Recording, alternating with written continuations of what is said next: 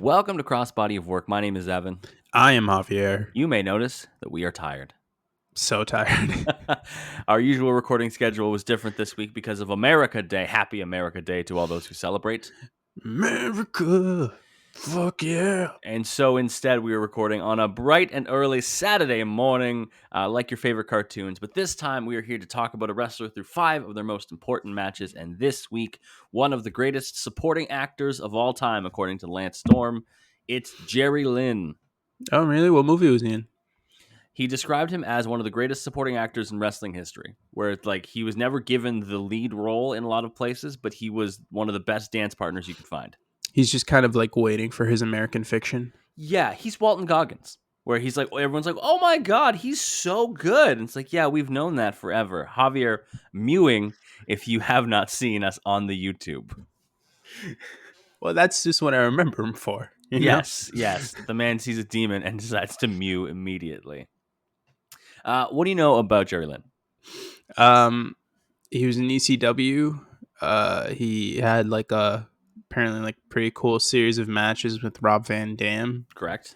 But honestly, I know him mostly from TNA and Ring of Honor. Yeah. So, he was a big staple of the X Division early on in TNA, and he was a pretty big name that they brought into Ring of Honor in the early days in order to really bump up the notoriety of it. Yes.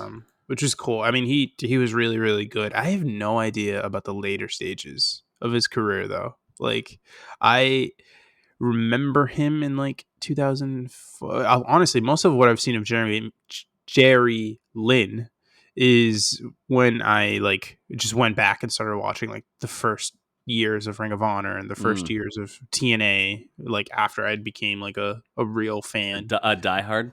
Yeah, so it's more going back and watching than really remembering him when I was a kid. But I do have vague recollections of Jerry Lynn in TNA when I was a child.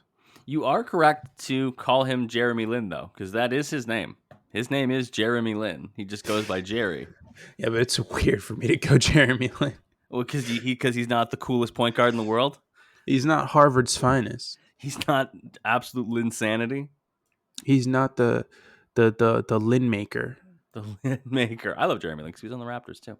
No, current AEW coach Jerry Lynn, ECW. We're gonna talk about GWF, which was kind of one of the big things he did on the Indies before ECW. He did have some cups of coffee in WCW and WWF, but we have no matches from either, and we'll talk about why. He's also a Minneapolis, Minnesota product. I feel like we get so many Minneapolis guys on here. Well, it's because they're famous for like amateur wrestling. And then they just pump out these excellent wrestlers. Like they're literally, I think per capita, they're the state that has pumped out the most quality amateur wrestlers. That makes sense. God bless Minnesota, a great state. Shout out to Duluth. You're a lovely place. Shout out to Minneapolis. I've never been, but shout out to the Minnesota Vikings. Shout out to Roddy from one of the bars in downtown Minneapolis from when I went there, because Roddy was the coolest fucking server in the world. And we were asking about like some of the bars uptown, and he was like, Uptown be fucking bumping right now. And I just like, I love Roddy. Roddy's my favorite. And then we realized that there was a bar called Up Down that was nearby, and he was telling us to go to that, not Uptown, because Uptown was dead. A buddy of mine is applying to a job to cover the Minnesota Vikings. And he asked, like, part of the application process was asking for story ideas. Like, what story ideas would you bring into the fold? And he texts me, he goes, hey, you are probably the most qualified person in the world to be able to answer this. Can you just throw out some ideas for me? Within 5 minutes, I'd sent him like 10. Yeah. So he wants to be the new man on the Minnesota Vikings. Yeah. Excellent. So Jerry Lynn started wrestling in March of 1988. Various independent promotions in the Minnesota and Michigan areas, and then had his first cup of coffee in the WWF in May of 89 as an enhancement talent. He lost to the model Rick Martel and lost in a tag team match to Big Boss Man and Akeem in the same night. Wrestled in the AWA for a little bit, and by the end of 1990 was the last challenger for the AWA World Heavyweight Championship that was held at the time by Larry Zbyszko before Zbyszko headed off to WCW. He then moved Jerry Lynn to the Global Wrestling Federation in Dallas, Texas, where he captured the GWF Light Heavyweight Championship and engaged in a 2-year-long feud with the Lightning Kid. Two. 2-year on and off Two. feud with the Lightning Kid, and that This is is our. like Kevin Owens and Roman Reigns. They're Like meant they've to just do been this going, forever. Yeah. just been going at it for 6 years, on and off. And that is our first match, Is versus Lightning Kid, the GWF Light Heavyweight Championship on the line, a 2 out of 3 falls match from December 27th, 1991. You recognize who the Lightning Kid is. Who is it? It's 123 Kid, aka X-Pac, aka Six, aka I don't know if he's had any other names that I can remember, The leader of aka X Factor. Sean Waltman. Sean Waltman in this match is 19 years old. He's 19. He's He looks 19 years old. until he like goes to WCW and has his little weird transformation to Six, where he becomes like an adult. And Kind of. gross facial hair, yeah. Gross facial hair. He looks the exact same throughout his 123 Kid run. I will say it is interesting that he can drink in Canada but not the US and still put on a fucking banger 2 out of 3 falls match. It's probably a good thing he can't drink in the US. Who are we kidding here? This is also weirdly a hold versus hold match, so each wrestler must win with their particular finishing maneuver. It's like one of these things is not like the other. Yeah, let's talk about the moves. So Lightning Kid's move is the Lightning Strike, which is a tombstone pile driver. Jerry Lynn's move is the sleeper hold. Sleeper. He has to win with a sleeper hold. Twice. Twice is a lot. I have a note here. I think Jerry Lynn looks like Jeremy Allen White here. He has the same build. He's the same build, and the way his hair is very the Iron Claw Jeremy Allen White look, and it's also maybe it's just the grainy footage is helping him out here a little bit. Nah, his face looks exactly like Terry Funk. He's got Terry Funk's face. You got Funk face. You should fix he's got Terry Funk's face in Roadhouse. It's the same face. Roadhouse. What do you think of the match? This was a good match. My only issue is these were not equal. What, the moves? One is a tombstone, one is a sleeper. Like what? Yeah. How is this fair? It doesn't seem. It seems like things are against Jerry Lynn. For those of you who are unfamiliar with Lynn or Lightning Kid, as you start this match, Lightning Kid is obviously in the red Lightning singlet. Okay, these guys are nowhere near the exact same build. How familiar people are with who these people are. They could be brand new. One is X-Pac. Like he's on. Like, what are we doing here? Talking about X-Pac. One is 1, 2, 3 X-Pac. Kid. Like I don't. I feel like even if you're a newer fan, you still kind of know what X-Pac looks like. Jerry Lynn is like the exact same his whole career. That's true. He just grew a beard at one point or a goatee. That's about it. Pretty much. He basically just looks like Terry Funk in the face, and then like Fabio in the body. We'll talk about the falls. So the first one, there's a lot of trading of moves. It's a lot of like quick maneuvers. There's like a rope assisted flips to get out of holds. Tons of rope assisted flips. We do get a top rope side sent onto the outside by Lightning Kid, a belly to belly by Lightning Kid. He goes on the top rope, misses the top rope leg drop, and then he gets locked in a sleeper like immediately. Yeah. And Lynn gets the first fall. Kid can't catch his arm the 3 times. They do the arm drop thing, and then this is the most important thing: we get commercials. Infomercials. Oh, baby. So we have 3 commercials during the commercial break. One is for guitar lessons on VHS, and I can tell that the person who they have saying like, I did the thing, that's a serial killer. Look at his face. I'm sorry? Look, it's not actually, but I've never seen somebody look more like, oh, you have a body in your basement. He's like, oh, yeah, I love learning the guitar online, and also the women in my freezer. Like, he's got a bad vibe. Every time I think of that type of stuff, have you ever seen the movie Disturbia with Shia LaBeouf? I have a great Disturbia story. You go first, though. That was it. I was just going to mention that. Okay. Every time I think of serial killers, I'm like, oh, the neighbor with the weird maze thing in his basement, and he tried to kill Shia LaBeouf's mom. Disturbia is the first movie where I've seen someone, like people stand up and cheer during the movie. What? Yeah. When he kills the neighbor, spoilers for, I think, at this point, 16, 18-year-old movie. The neighbor, like people in the theater with me stood up and cheered. And I'm like, he can't hear you. It's a movie. Sit down. I think the most unrealistic part of Shia LaBeouf's career is that Megan Fox and Blake Lively wanted him. Was it Blake Lively in Disturbia? Hold on, actually. I might be You might be I might off, be wrong but about that. It might anyways, be the other attractive blonde woman. the other commercials we get are for an A&E series on the Red Empire, which has just fallen, and a John Wait, Candy movie called Only the like Lonely. the Soviet The Union? Soviet Union. The Okay. Soviet Onion. Fall 2. It's fine. The Fall 2 has, I think, the least amount of actual action. It's pretty fast.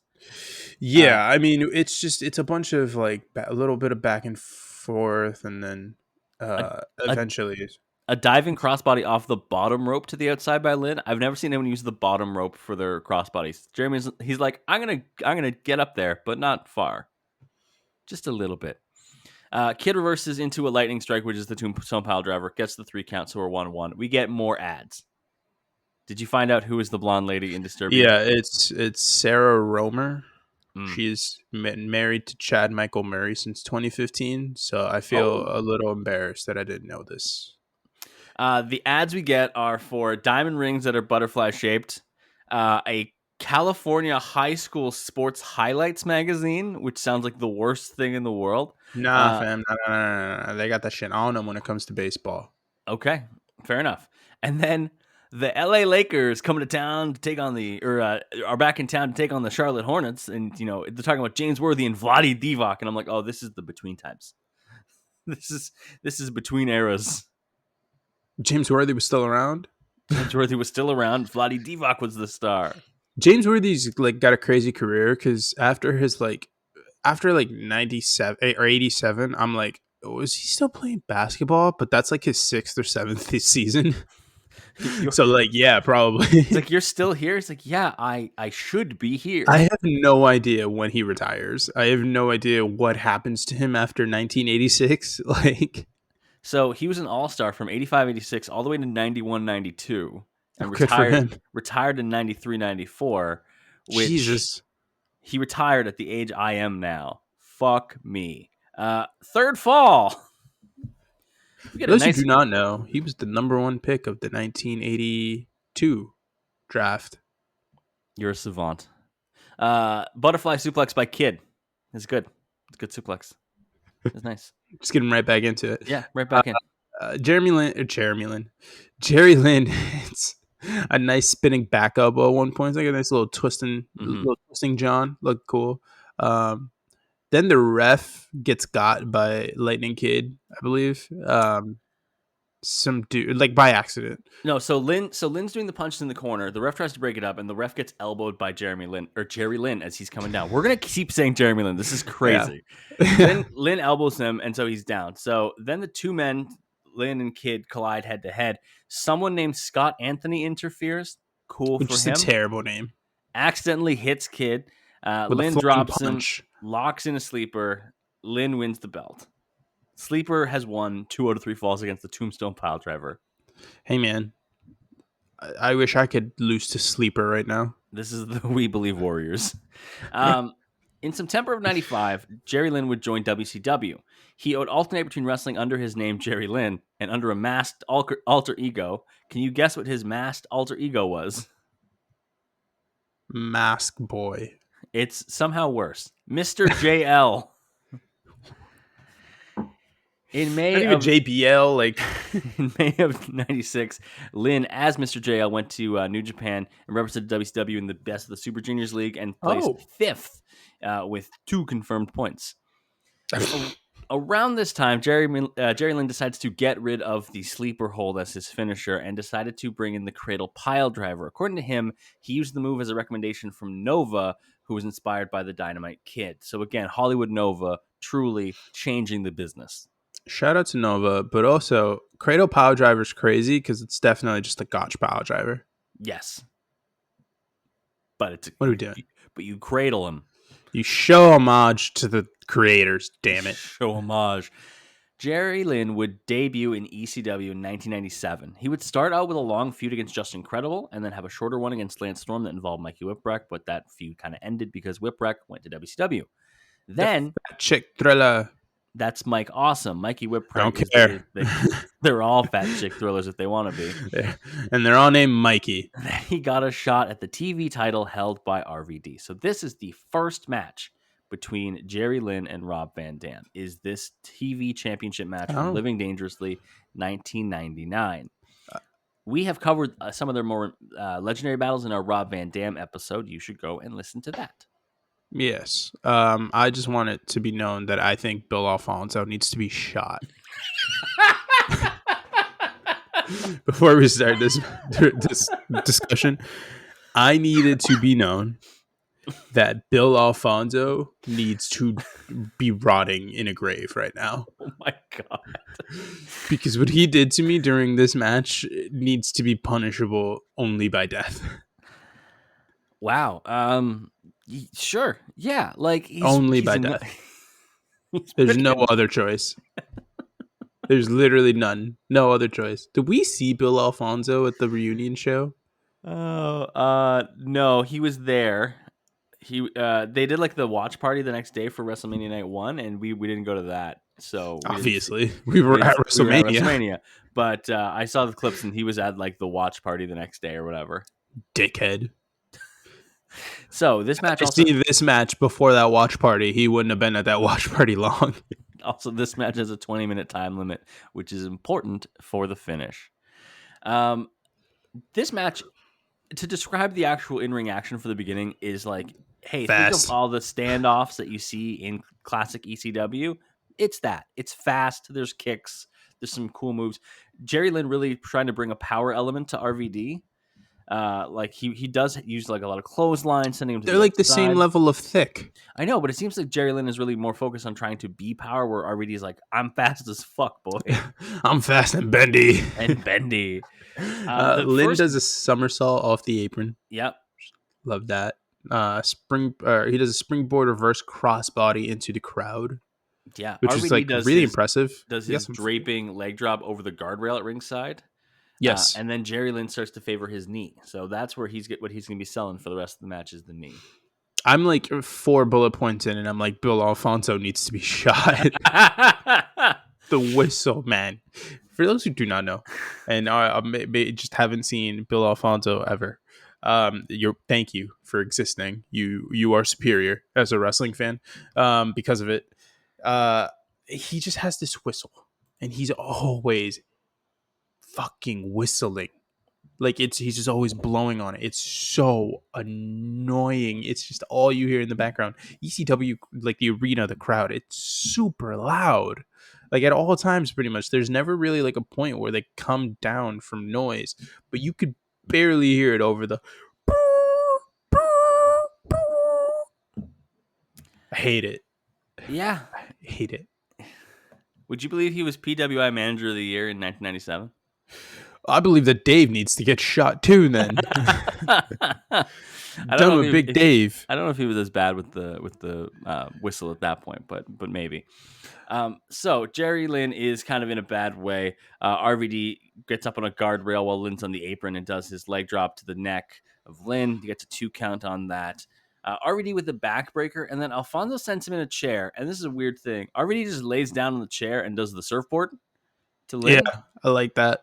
I was like, hey, shouldn't you hit him with the chair? Nah, he wants cushion, fam. Metal cushion. Perfect. Lynn does this. So RVD's in the corner, and Lynn springboards up into a sunset flip powerbomb, which was great. He does a scorpion death drop, which I know it's an inverted DDT, but that one just kind of looked like a scorpion death drop. It really so I'm did. calling it that. It's because he was reversing the Northern Lights DDT, Northern Lights suplex, and caught him into what looked like a scorpion death drop. He does it onto a chair for a near fall. RVD tells this is like my favorite part of the match. RVD tells Alfonso to run interference. He distracts Jerry Lynn, who pretends to fall for the bait and then stops RVD when he goes to hit him with a chair. Yeah. Bill Alfonso catches the chair. Lynn decks RVD. Yeah. Takes the chair, hits Alfonso off the apron, dodges a spin kick by ducking, drops the chair on the floor as he's ducking. RVD goes down to the ground after missing the spin kick, and Jerry Lynn just boom, leg drop right on his arm onto the chair. It was sick. It was a It really was good such move. a great little spot. I loved it. But then Lynn gets totally fucked up in the next spot, which is Alfonso runs interference again, grabs the ankle, he's on the top rope. Lynn's fighting RVD back with the chair. RVD jump kicks the chair into Lynn's face, and he falls to the outside through a table. Yeah, that's got to be like one of the toughest spots you could take. Yeah, because you can't jump through the table, right? Like you have to fall off the turnbuckle into the table. And Also, so that's a difficult angle to get to. if RVD like put some oomph behind that kick, which he did, like he can't really control how the chair is going to hit him. No. The chair got him pretty good. Yeah, there's some more things in the match, like a lot of good technical wrestling. A bridging German by Lynn for a 2 count. He does a Tornado DDT to from the outside, the top rope to the outside, through. I can't say through, onto a table. RVD's head just bounces off the table and it doesn't break. They both kind of just bounce off the table. Yeah, it's not great. Japan called. They wanted their table back. The end of the match, the Tornado DDT happens by Lynn. He goes for a one-arm cover. RVD kicks out and the bell rings. The referee goes, good old John Finnegan, goes to give the belt to Lynn, saying he's won by referee decision after the 20-minute time limit. Not a rule that I knew existed. Jerry Lynn does not want this to happen. He wants to keep wrestling and asks for 5 more minutes. 5 more minutes. Bill Alfonso is blowing incoherently into his whistle, and RVD is also asking for 5 more minutes. And so die. John Finnegan, being a good old boy that he is, he decides, all right, these boys want to keep wrestling. Give them 5 more minutes. Lynn immediately hits a cradle pile driver, and RVD kicks out. Disappointing. But then, Hated it. More disappointing, Bill Alfonso tosses in a chair into the ring, and RVD hits the Van Daminator. 5-star frog splash. He pins Jerry Lynn. 1, 2, 3. He retains the television title.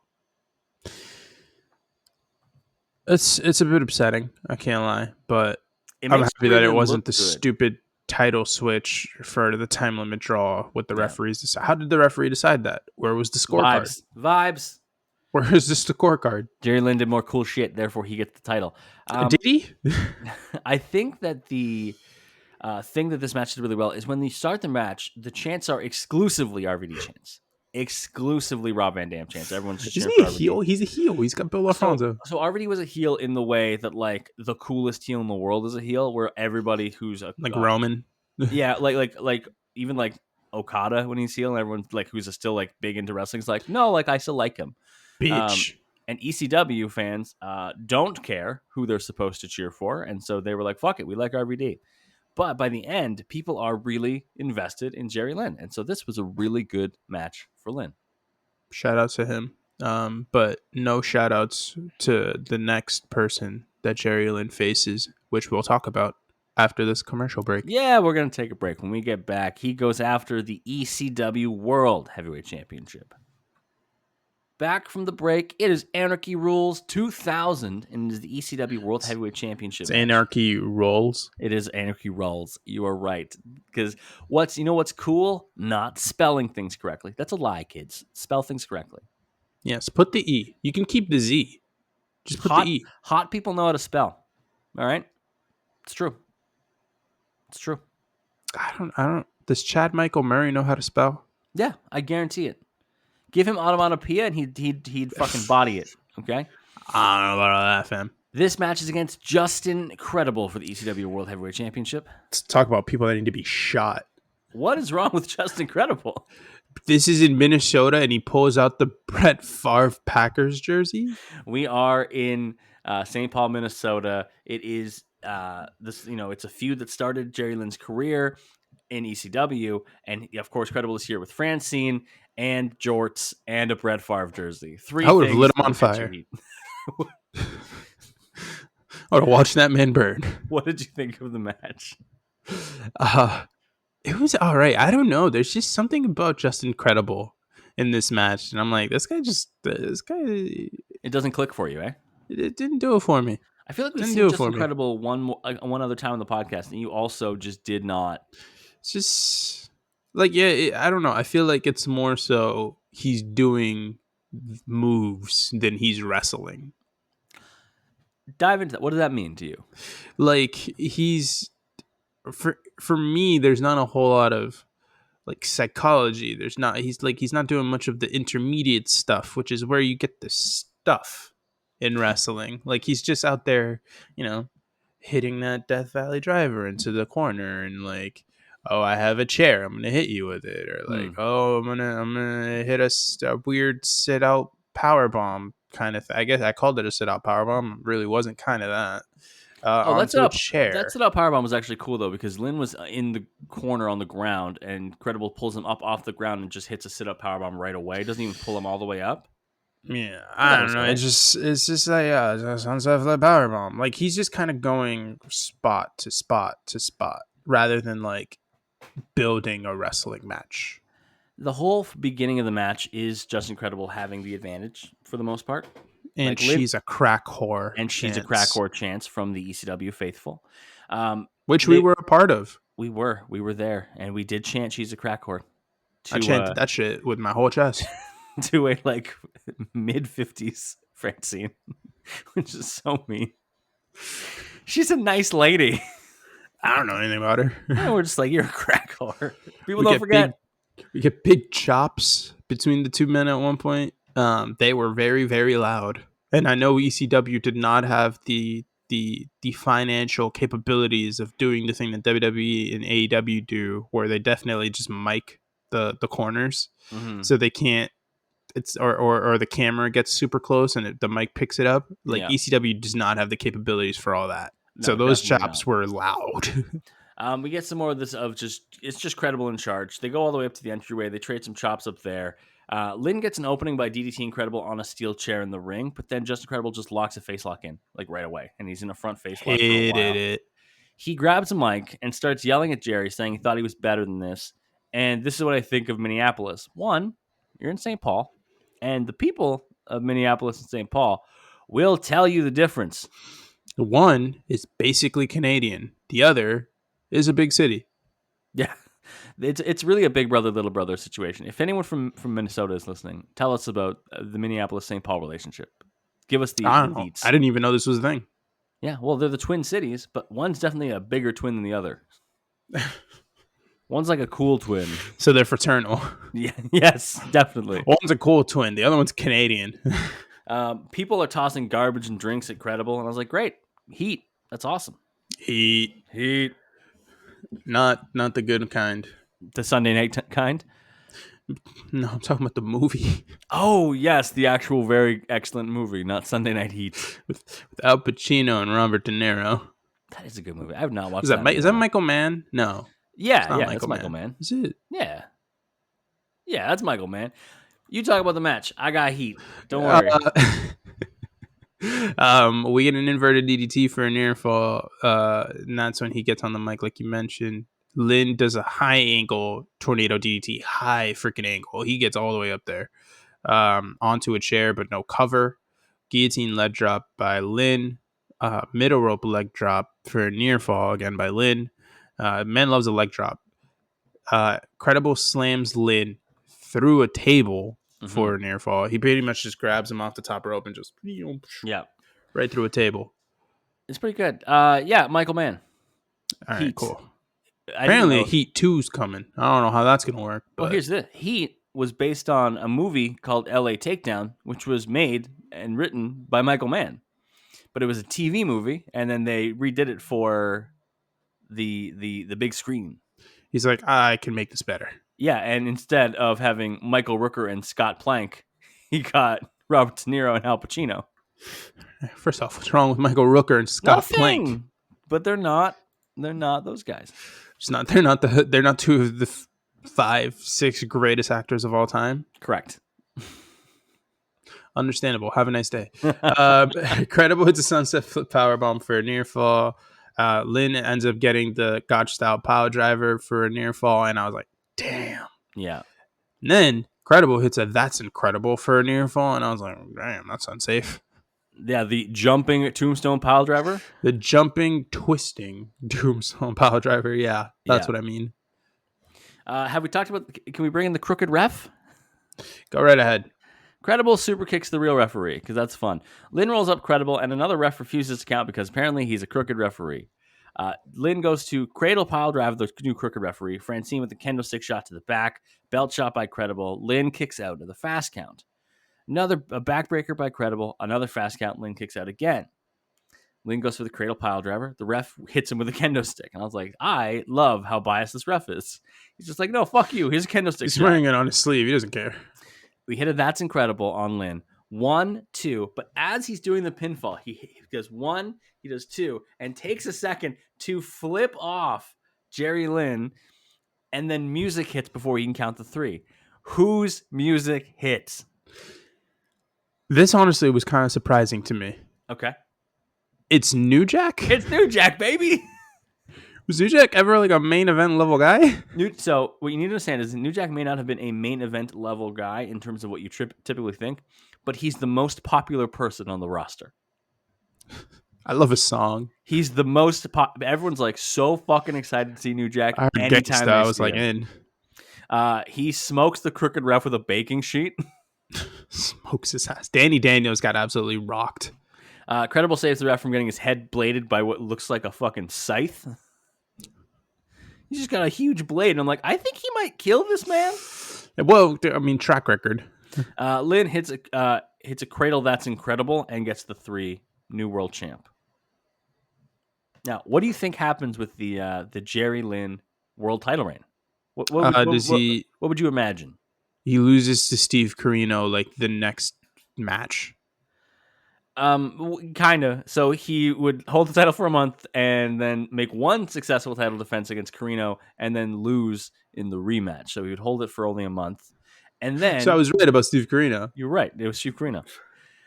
Lynn would then turn heel because he blamed the fans and ECW management for putting him in an unfair situation, claiming they intentionally screwed him out of the championship for their new golden boy Corino.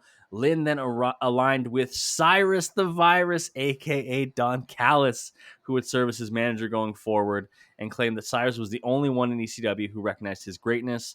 At the last ever ECW pay-per-view, which is guilty as charged in 2001, Lynn was in the main event and lost to Rob Van Dam via Van Terminator. Love the Van Terminator. I love that Rob Van Dam was basically just Hulk Hogan in ECW. Yeah, but he smoked weed, so it was cool. Don't work for me, brother. So the vibes were lit. Following ECW's Don't work for me. XXHH. Great stuff. Following the bankruptcy of ECW, Lynn was hired by WWF and made his debut on the April 29th, 2001 episode of Sunday Night Heat. Boom, we're back. On that episode, he would win the light heavyweight championship first fucking day. Walks in, nice. Beats Crash Holly, wins in his debut match, would hold the title for 37 days, and would successfully make defenses against Crash Holly, Taka Michinoku, who we covered last week, Dean Malenko, S.A. Rios, as well as Christopher Daniels in a little one-off match. That's fun. These matches probably slapped. He would lose the title, but not before this weird promo from WWF New York. You know, when I read weird promo, I was like, how weird can this be? This guy seems kind of bland. And then I heard it. I think that's the problem. Thanks, everyone, for the opportunity. He thanks everyone for the opportunity to speak there. So it's for context. It is Judgment Day 2001, and Jerry Lynn, instead of being at the pay-per-view in Sacramento, is instead in WWF New York, just hanging out with the light heavyweight title. He says that the light heavyweight champion or the light heavyweight title should be defended at Judgment Day because he's the light heavyweight champion. He says light heavyweight champion 3 times in one sentence. He says I should be at Judgment Day defending the title. God knows I've worked all my life to become the WWF light heavyweight champion. And I was like, oh, sweetie, no one's worked their whole life for that. And what does he get for the effort? He gets to talk. Well, big whoop. Dee-dee-doo. Whoopity-doo. And he says, I hope I earned my keep. And I was like, are we shooting? Are we shooting right now? I hope I earned my keep today. And then he asked Jim Ross, how's that? Did he do a good enough job? I love the way he talks to JR. Did I do a good interview, JR? Was it good? Did I do good, JR? JR's like, what the fuck? Why? They say fuck 50. What do they say fuck me for?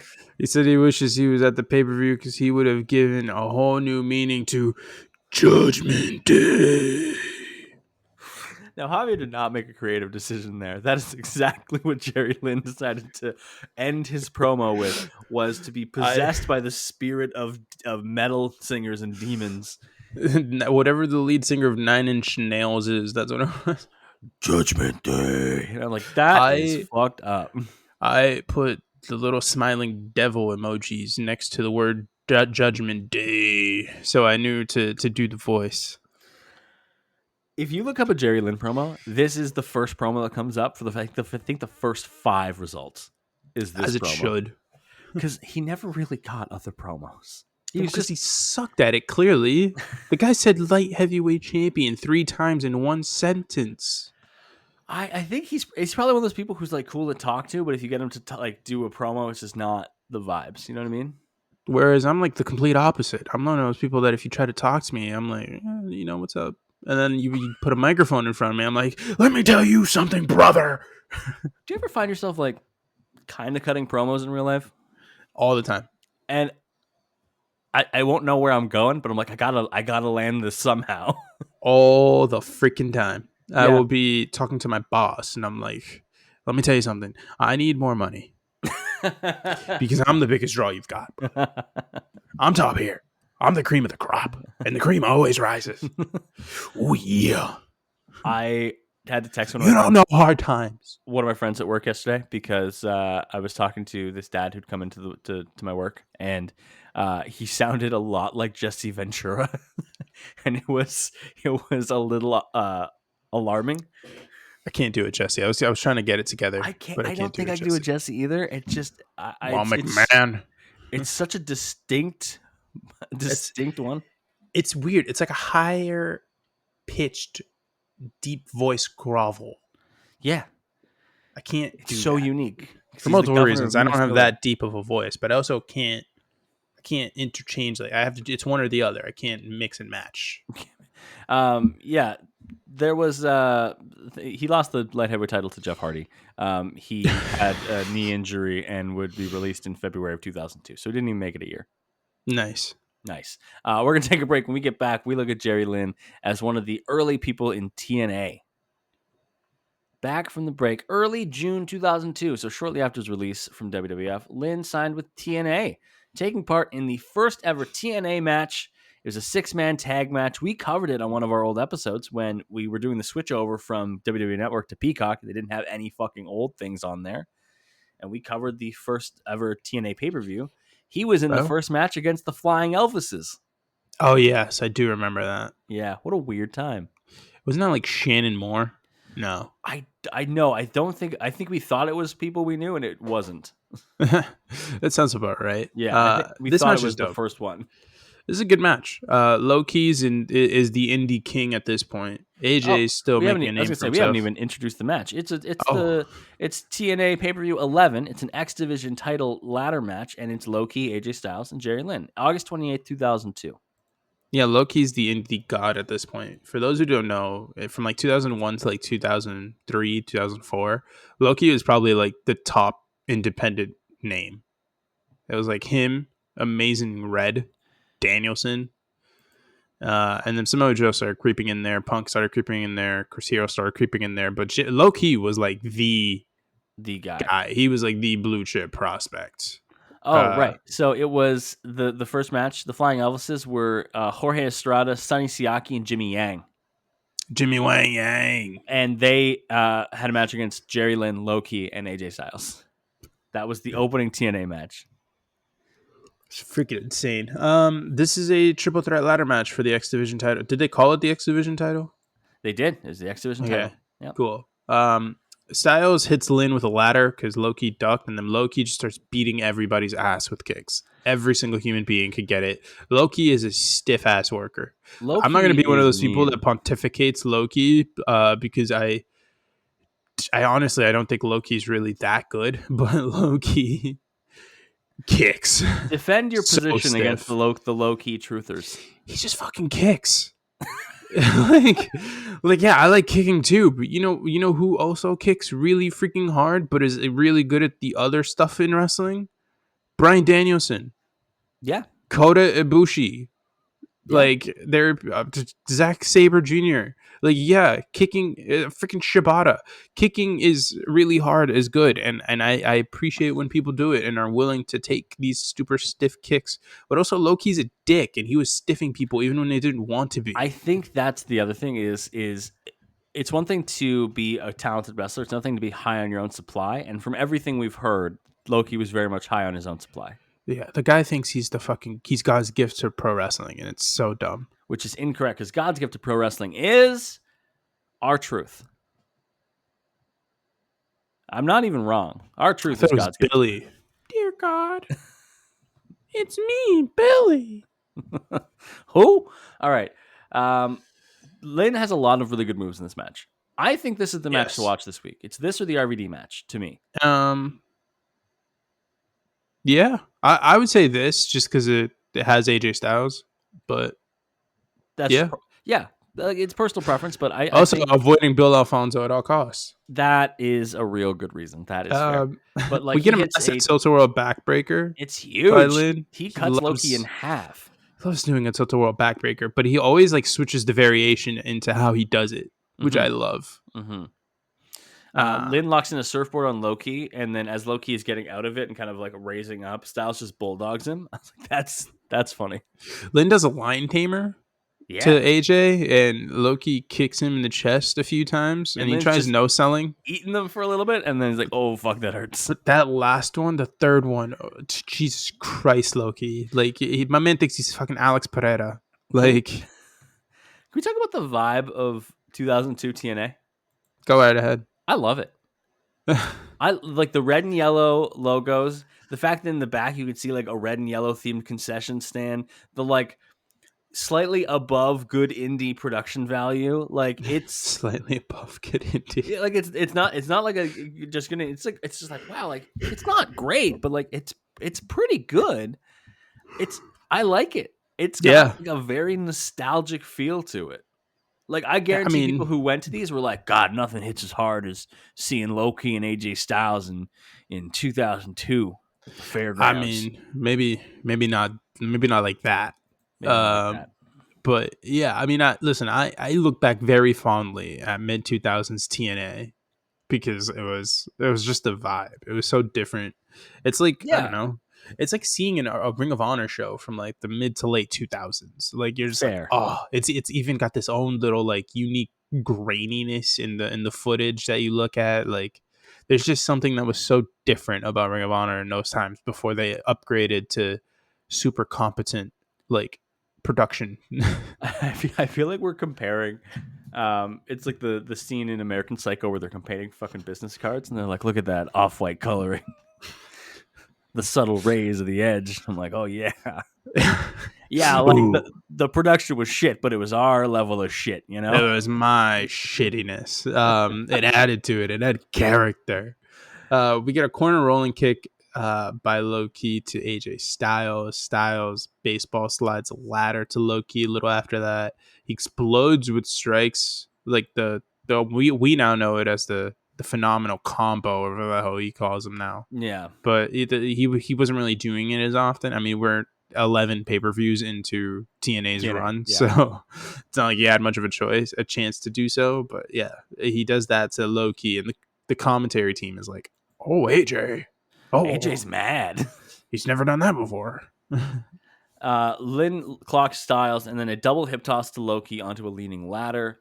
Styles goes for a tornado DDT off the ladder. Lynn blocks it and just suplexes Styles into it. Just freaking launched him. Yeah, Lynn catches a handspring move by Loki. He moves him into power bomb position, but Loki counters with a Hurricane Rana yeah, right into a ladder. yeah. These ladders standing up really, really well. They get hit with Yeah, a lot of things. AJ gets stuck in a tree of woe on one of the ladders and gets kicked to high hell, and that ladder didn't flinch a single time. I feel bad because it's like, hey, we have this spot idea, and you're going to be hung up in the ladder. It's like, all right, what Which happens already then? sucks. That cannot be comfortable. It's like, we're going to get the stiffest man in wrestling to kick you a lot in the stomach and chest. And he's like, cool, You're like, whatever. rad. I'm in. I'm not the greatest thing that ever happened to this promotion. But they don't know that yet. They don't. Lynn back suplexes Loki off the ladder. Styles and Loki get on the ladder. Loki pulls Styles off. Lynn gets up on the ladder, gets pushed off, and falls in the corner. It's a lot of now they're actually trying to climb up. For the first 12 minutes of this match, nobody tries to climb the ladder, which I actually like because you're trying to beat your opponents first. They just kind of beat the hell out of each other first. And there's so much consistent action that there's never a spot where two guys are fighting and one guy's like, I'll climb up the ladder now. It's so much a triple threat match that they never have that ability to even do that spot early on. And I like that. Yeah. AJ does a springboard moonsault into a DDT. It's such a fucking good move. I know we talked about when we did the AJ Styles three-parter. What a good move. I just wish he didn't pause. I need him to stop pausing. Every once in a while, he does one without a pause, and it's nuts. And everyone or pops the crazy. slightest of pauses. Yeah. I remember him doing one distinctly to Kofi. Yeah, and he had no pause, and everyone was like, "Oh my god, it's so good!" I'll be honest. I think it's just because he over rotated and he lost his footing on it, and just slips. Boom. But still, it's the best looking one he's done. Lynn catches a springboard from Loki, controls him. This is a testament to how strong Jerry Lynn is. Jerry Lynn is strong as fuck. Controls him and then hits a sit out power bomb.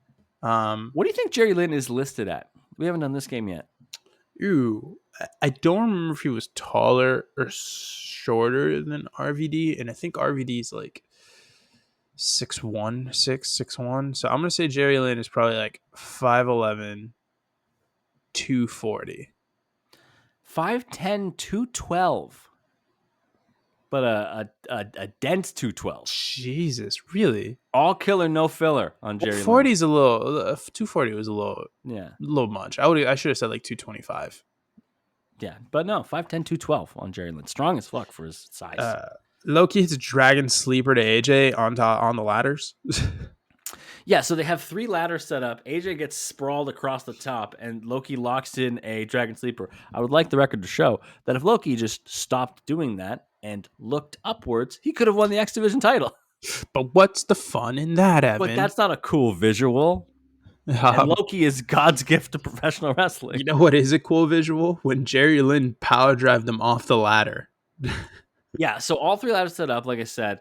We get the Dragon Sleeper. Lynn breaks it up. Lynn knocks both Loki and Styles towards the ropes on their own ladders because Lynn's in the middle ladder.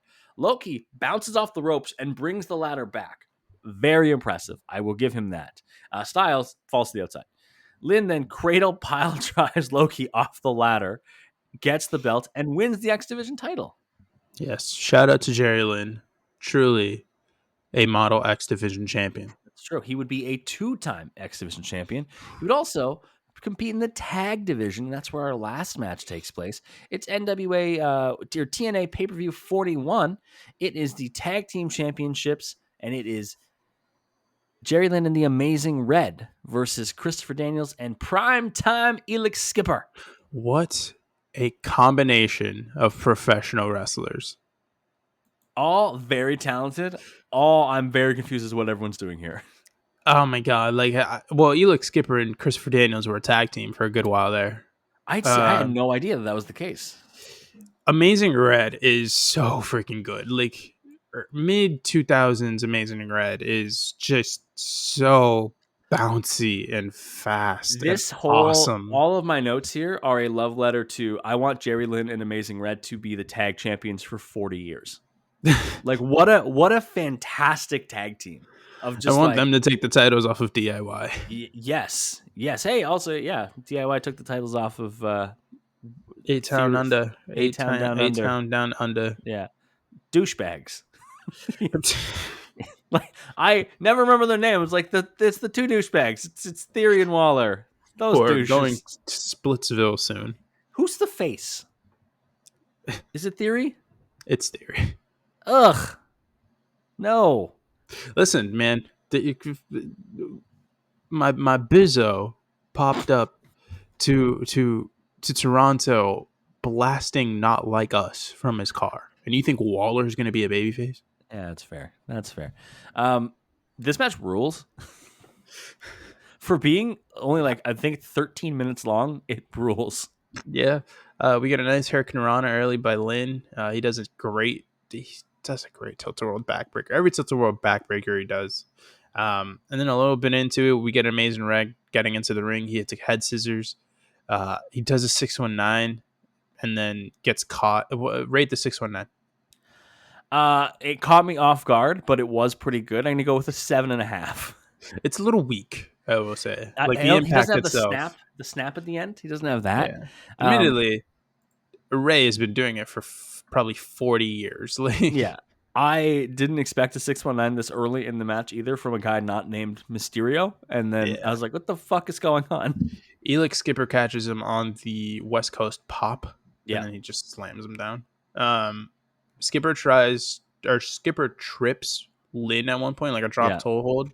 And then Daniels comes off of the perpendicular ropes and just kicks him right in the face. Great use of the word perpendicular. Look at you. Thank you. Little math boy. What's up, I math am studying for the GMAT, so I'm learning math again. What's it? The GMAT? It's like a test you need to take in order to pretty much go to business school and business school adjacent studies. Business boy. Yeah, pretty much, yeah. Trying to be a business boy.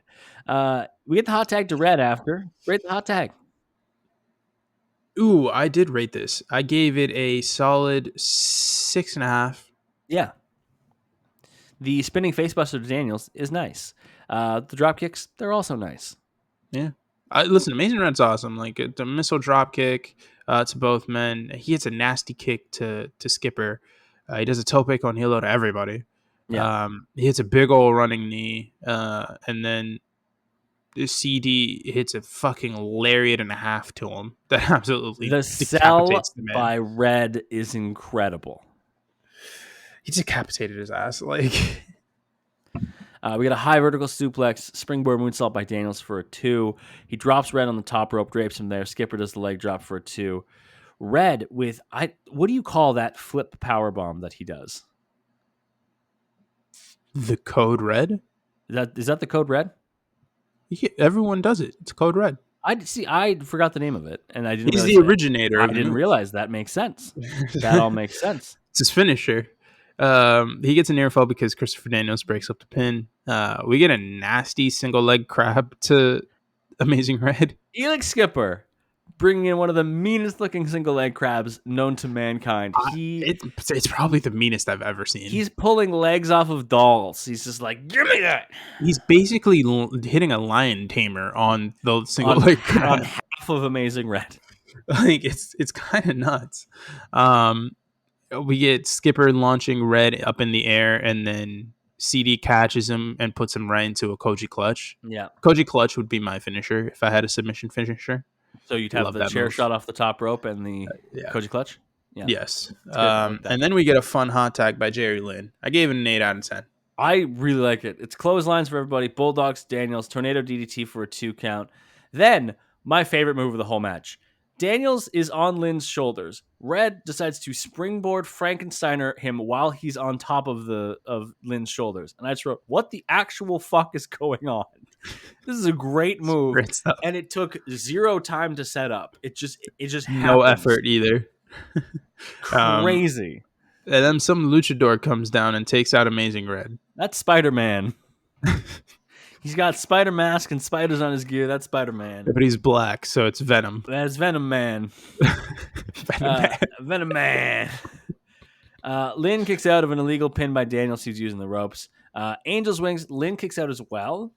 Lynn hit with a double team move on Skipper's shoulders. Daniels hits him with the top rope elbow. Lynn survives again, and everyone's like, wow, Jerry Lynn is kicking out of everything. Lynn then catapults Skipper into Daniels while he's sitting on the turnbuckle. Daniels crotches himself. We get a pinning combination on Skipper by Lynn. 1, 2, 3. And him and Amazing Red are the NWA Tag Team Champions. That's a horrific decision. Jerry Lynn would win the NWA Tag Team Championships twice, just like the X Division title, but only once with Amazing Red. The other time was with AJ Styles. Ooh, interesting. Mm-hmm. Another good combo. Interesting how that goes. Jerry Lynn's in-ring career would start to wind down partly because of a rotator cuff injury he suffers in February 2004 against Juventud Guerrera. That's when he first becomes a road agent, where he would plan matches and coach the younger talent. He would return to the ring in June of 2005. He then would have a whole angle with Sean Waltman where Waltman celebrated Lynn as on the comeback, and then Lynn got re-injured his shoulder, which was supposed to be an angle, but then apparently it actually was a hurt thing. But also then Sean Waltman no-showed Unbreakable so that they Nice. couldn't do the angle anymore, which led to Jerry Lynn making appearances in Ring of Honor from 2008 to 2012. And I'm going to put my bat on here. I didn't realize that Jerry Lynn was ROH World Champion until I had already done the matches and watched them all. So that's on me. I knew that he was, but I don't think he was for very long. I know that he beats Nigel McGuinness for the title. Yeah. Which is Which cool. we found out I think when we did Nigel. He is the champion for 71 days before losing it in a 3-way match with Austin Aries and Tyler Black. And he loses it to Aries? He loses it to Aries, yeah. Yeah, because Tyler Black's the one that beats Aries eventually. Yes. Yeah. So my bad. I was not familiar with your game, Jerry Lynn. He would also wrestle his retirement match at the Minneapolis Convention Center on March 23rd, 2013, the 25th anniversary of his debut as a professional wrestler.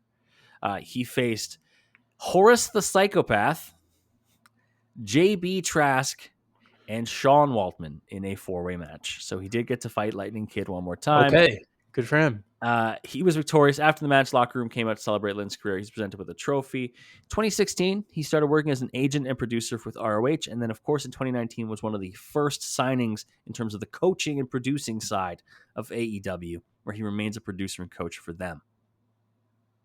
Hey, man, I can't think of anyone I'd want doing that for Will Ospreay, to be honest. Like, what a great person to have behind the scenes. Let's talk. What was your favorite thing going back and looking at the career of Jerry Lynn? The Tilt-A-Whirl backbreakers. They were pretty fucking good. Were my favorite thing. I don't know. He just has this, like, he's just so smooth. Like, there wasn't ever a single move where I was like, oh, a little mess up here. Oh, a little fumble there. Like, it's usually you see that with the wrestlers. Like, even Danielson, when we did the Danielson 3-parters, there were like little here and there, Hiccups, little hiccups, little chemistry isn't all that great, or stuff like that. And that happens in every match. Like, this isn't even like a detraction. Like, I didn't see any of that with Jerry Lynn in these matches. No, because he doesn't make mistakes. It's fucking crazy. He's so good. He's so smooth. So good. And he sells well. Like, I don't think... And hiccups are fine. Again, hiccups are fine. Like, everyone does them. Brian Danielson does them. Like, he Bret Hart sells would do well. The pacing is always really good in a Jerry Lynn match. That's what the thing I noticed is the match will build naturally. It will always hit the right spots and the right gears. Because sometimes the people, like, even the Justin Credible match hit the right gear, even though Justin Credible was not participating in getting him to that gear. That was mainly Jerry Lynn and the outside interference that really got us to where we needed to go. I was watching these matches and thinking, yeah, it makes sense that he's like a really good coach. Yeah.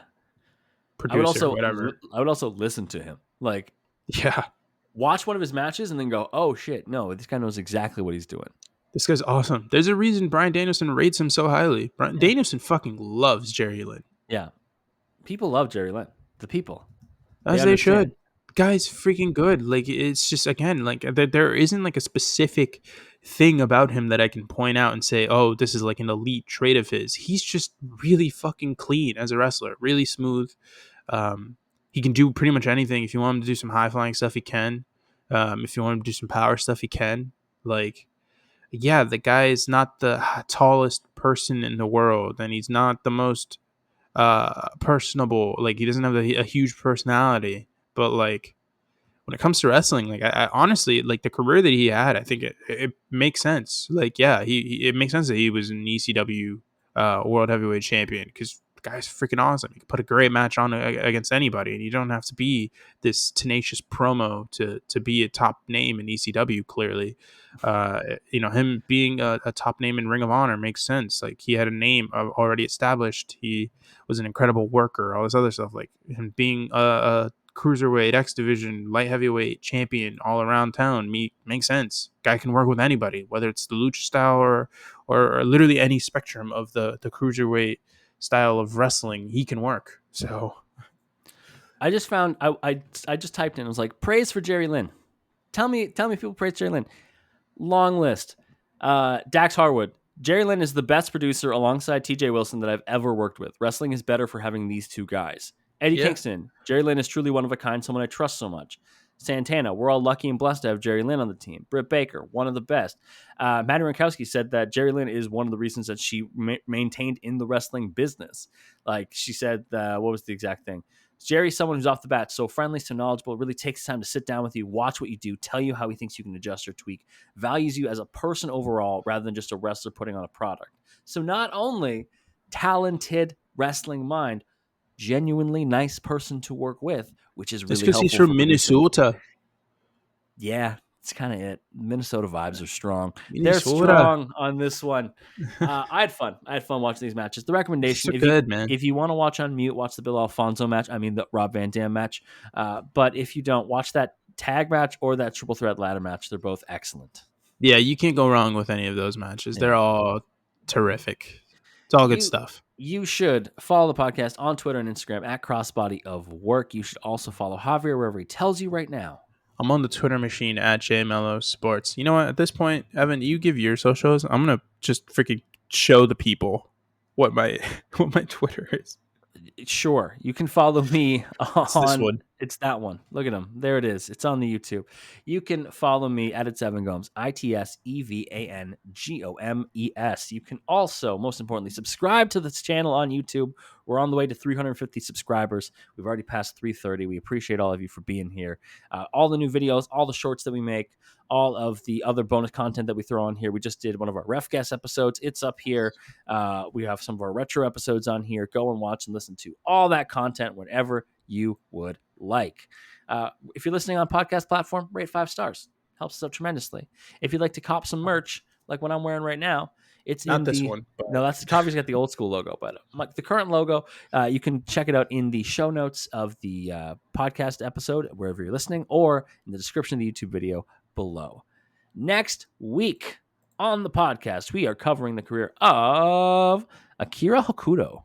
This is a recommendation from some of our listeners, much as like Jerry Lynn was a recommendation for us as well. We are going to be covering because JMP591 on YouTube gave us the recommendation of Akira Hokuto. And so we are going to be diving in before we're only a couple weeks away from my favorite time of the year, folks. It's almost Haas Month 4, baby.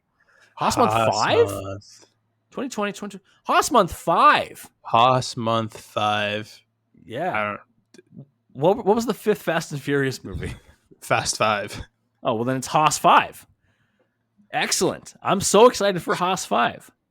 Haas 5 is going to slap this year, baby. Haas 5 is going to be so unbelievably good. All right. That's it for the podcast, except for everyone's favorite part. Javier, any final words for the people? This week on Life's Advice with Javier. Evan, have you ever taken any meds for your ADHD? Yes. I tried Adderall for the first time in my life. And you locked the fuck in. I have never been more productive in my life. It is insane. Why didn't I try this sooner? I'm not on it now. I just wanted to give it a little test run and just had one. Not even one. It was like half of one. And I have never been more unbelievably locked in. And I have an appointment scheduled for this week with a psychiatrist, and hopefully I'm going to get my prescription and I can lock in for the rest of my life because I need that. I've never been more productive. It is insane. If you, like us, struggle with your ADHD, definitely look into options for locking the fuck in because holy shit. I will say the important thing to note though is when with any medication is to look at the benefits versus the side effects and decide if things are work free. So different things that I've used to manage ADHD have done side effects that were more detrimental in terms of my overall well-being that I was like, I can instead put in systems and manage my ADHD other ways. So it all depends on who you are as a person, but that's the same for any sort of medical condition. Figure out what is the best system for you and advocate for yourself to your doctors. That's the big takeaway. Advocate for yourself. I am saying this is an option in case you haven't tried. So if you have and it hasn't worked, then don't. But definitely try it. You will lock in, and your house will be so clean, like it's crazy. The way that I was doing math problems that I didn't even realize that I genuinely felt like Bradley Cooper in Limitless. Like I had unlocked parts of my brains I didn't even know existed. You were like, I am so fucking smart right now. All right. I was like, I can't even math. I stopped learning how to math during pre-algebra. What happened here? You are now post algebra. You've now gone past algebra. I'm in You're calculus, You're baby. in new places. All right. That's it for this week's episode. Thank you for joining us as we talked about the career of Jerry Lynn. We're back next week to talk about Akira Hakuto. We will talk to you then.